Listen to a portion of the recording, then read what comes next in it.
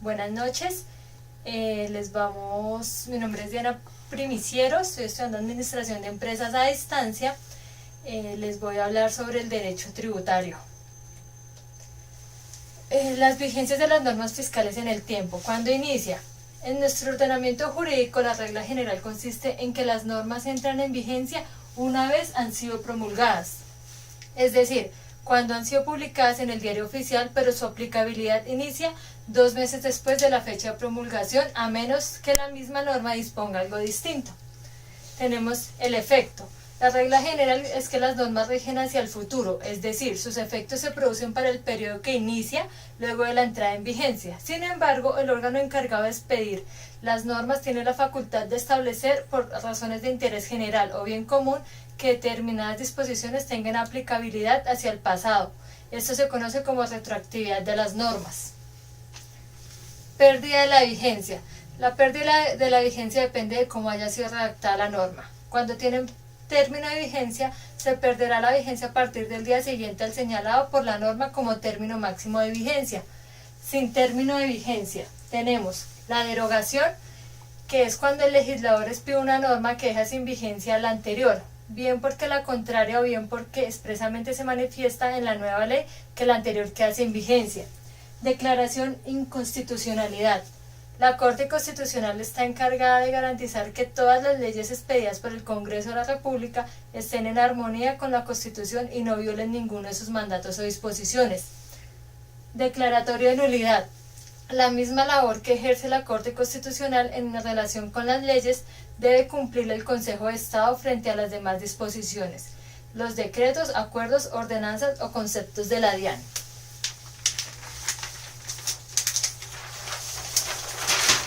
Tenemos los principios del derecho fiscal. La Constitución de la República, en su sección quinta, régimen tributario, en el artículo 300, determina lo siguiente: el régimen tributario se regirá por los principios de generalidad, progresividad, eficiencia, simplicidad administrativa y retroactividad, equidad, transparencia y suficiencia recaudatoria. Se priorizan los impuestos directos y progresivos. La política tributaria promoverá la redistribución y estimulará el empleo, la producción de bienes y servicios y conductas ecológicas, sociales, económicas y responsables.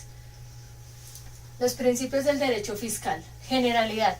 El régimen tributario se rige por el principio de generalidad, es decir, la ley tributaria tiene carácter general y abstracta, motivo por el cual no está direccionada a determinada persona o grupo de personas, todo ello sea concediéndoles beneficios, excepciones o imponiéndoles gravámenes.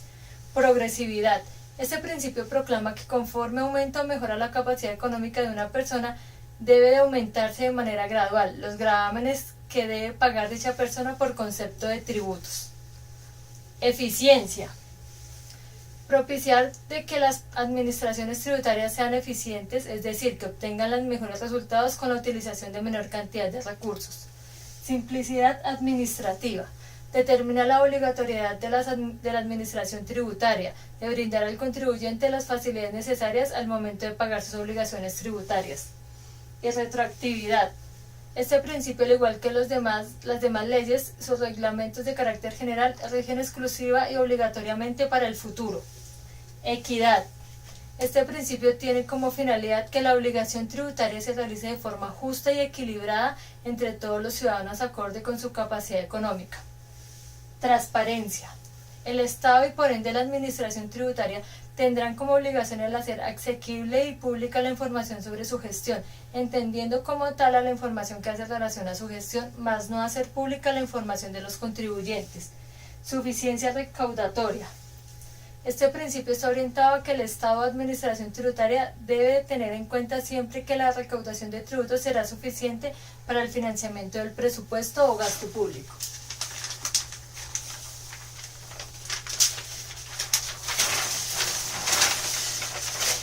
Clases de tributos. Tenemos los impuestos. Estos se clasifican en personales, reales, directos o indirectos. Los impuestos son aportes establecidos anualmente por el gobierno pagados por las personas naturales y jurídicas y que generalmente buscan un beneficio general como la salud, educación, defensa de los pueblos. Deben pagarlos todas las personas dentro del país que tengan patrimonio o actividad comercial o que devenguen ganancias por encima de un valor determinado. Se fundamenta que la soberanía de la nación justificada por la necesidad de atender requerimientos de interés social. Se clasifican en personales. Si el hecho generador hace referencia a que el impuesto recae sobre una persona, por ejemplo el impuesto a la renta. Reales, cuando el hecho generador hace referencia a unos bienes, derechos o actividades concretas, por ejemplo el impuesto predial.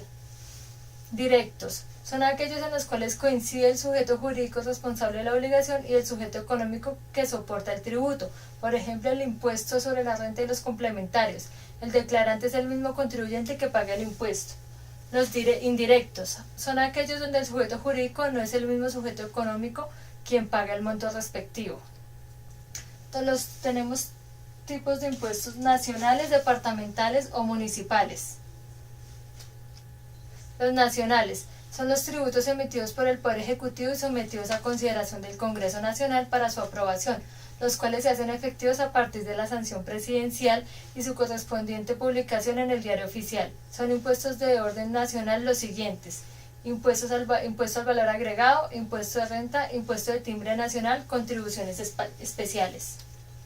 Los departamentales son impuestos al consumo de cerveza, licores y cigarrillos y tabaco. Son bastante elevados para desestimular el consumo, en lo que produce grandes problemas de evasión, como el impuesto al registro, sobretasa a la gasolina y el impuesto a los vehículos. Los municipales. Impuesto de industria y comercio. Grava toda actividad industrial, comercial o de servicios que se realice en Bogotá en forma ocasional o permanente con establecimientos o sin ellos. Impuesto predial unificado. Se grava la propiedad o posesión de los inmuebles ubicados en el distrito capital y que debe ser declarado y pagado por los propietarios y poseedores de los predios.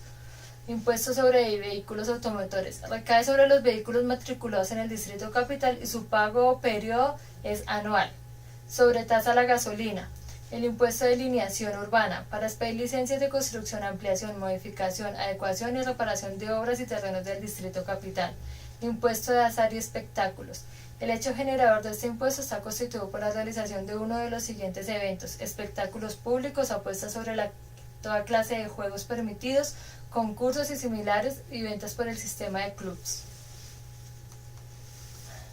Contribuciones.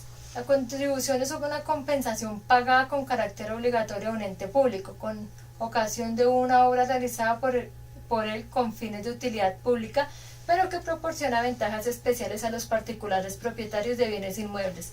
Pueden ser sociales, corporativas y económicas. Las tasas. Se refiere a un tributo con menor grado de obligatoriedad, ya que depende del sometimiento voluntario de particular al decidirse a utilizar un servicio del Estado, que se sabe implica una obligación de pagar y la existencia de un ente público que dará una contraprestación directa a quien paga.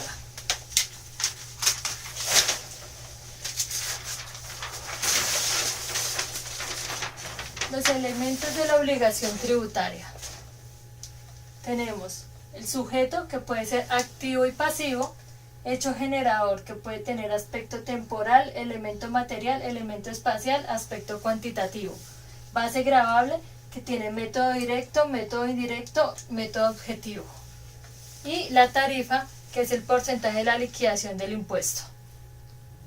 Hecho generador. Se trata de la manifestación externa del hecho imponible. Supone que al realizarse un ingreso se va a producir o se produjo una venta, que al venderse, importarse o exportarse un bien se va a producir un consumo, que al registrarse un acto notarial se va a dar un cambio de activos. El hecho generador tiene 4 aspectos, que son: el aspecto temporal. Se refiere a la delimitación del hecho generador en el tiempo. Es determinante para establecer el momento de nacimiento del hecho generador y el momento de su exigibilidad, que son 2 cosas distintas. Aspecto cuantitativo. Es el aspecto que nos permite cuantificar o valorar los bienes, ingresos o patrimonios que hacen parte del hecho generador, pues esto es indispensable para determinar el monto a pagar del impuesto. Elemento espacial. Determina la relación entre el hecho generador y un territorio. Básicamente nos sirve para establecer dónde se realiza el hecho grabado y determinar la competencia para regularlo, pues puede tener alcance nacional, departamental o municipal. Y el elemento material es el propio hecho o acontecimiento en la realidad económica que demuestra capacidad económica y por lo tanto es elegido por el legislador para dar nacimiento a una obligación tributaria. Tenemos el sujeto activo. Es el derecho tributario del sujeto activo, la obligación es el Estado, pues atendiendo a su soberanía es el único al que la ley obliga y le otorga potestad tributaria. Cuando se trate de sistemas políticos organizados como federaciones, no solo al Estado se le otorga potestad tributaria, también se le tendrían las entidades federativas. El sujeto pasivo es la persona, ya sea física o moral, al que la ley le impone una obligación de satisfacer una prestación determinada en favor del Estado. Esta obligación puede afectar a un tercero o bien establecerse directamente a un individuo. Clases del sujeto pasivo. Tenemos el contribuyente, es aquel que resulta obligado al pago del tributo por realizar el hecho generador. El agente retenedor es aquel sujeto pasivo que responde por una obligación que le es propia, que se deriva de un supuesto de hecho diferente al hecho generador que lo obliga a colaborarle a la administración en el recaudo de la obligación tributaria. El sustituto son aquellos que deben responder por el pago de una obligación tributaria ya nacida, por una deuda que no le pertenece a él porque él no ha realizado el hecho generador. Y el responsable, que es el sujeto pasivo que realiza un supuesto de hecho diferente al hecho generador que trae como consecuencia la obligación de responder por el pago del tributo junto o al lado del contribuyente. Seguimos con la base gravable. La base gravable es el valor sobre el cual se aplica la tarifa para obtener el impuesto respectivo, y de conformidad con el artículo 338 de la Constitución Política, su fijación se encuentra reservada a la ley y no al reglamento. Tenemos tres métodos de base gravable. Método directo. Este implica una verificación exacta de todas las situaciones que han rodeado el nacimiento del hecho generador.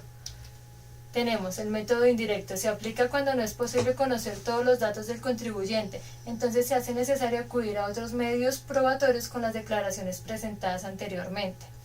Y por último, el método objetivo. La ley introduce mecanismos de medición que no tienen en cuenta la capacidad económica del contribuyente, sino unos parámetros objetivos establecidos para facilitar la recaudación y el control de los tributos. Por último, de los elementos tenemos la tarifa, es el porcentaje establecido en la ley que aplicado a la base gravable determina la cuantía del tributo.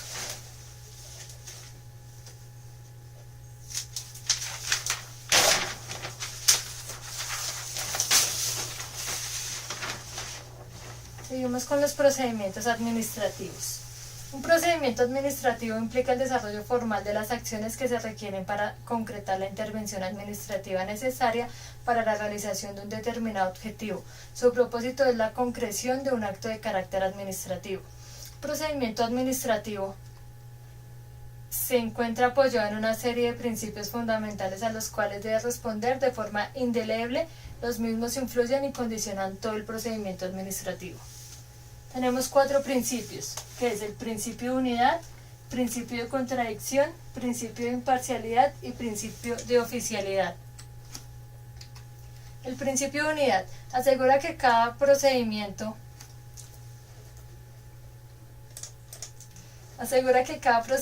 está formado por un comienzo y un final. Esto significa que existe un único proceso que debe ser resuelto independientemente de la forma en la que comenzó. Sigue el principio de contradicción. Señala que el procedimiento se resuelve en base a los acontecimientos y fundamentos del derecho, lo que se logra mediante la confirmación y evaluación tanto de los hechos como de las pruebas. Principio de imparcialidad. Explica que no existen los favoritismos o enemistades. La administración debe realizarse de forma clara y respetando la ley. La tabla y los funcionarios deben mantenerse al margen si poseen intereses personales en el asunto. Seguimos con el principio de oficialidad. Indica que el procedimiento debe realizarse íntegramente tal cual lo dicta la ley, gestionándose los trámites pertenecientes con suma responsabilidad, es decir, que debe ser iniciado de oficio en todas sus etapas. Procedimiento tributario.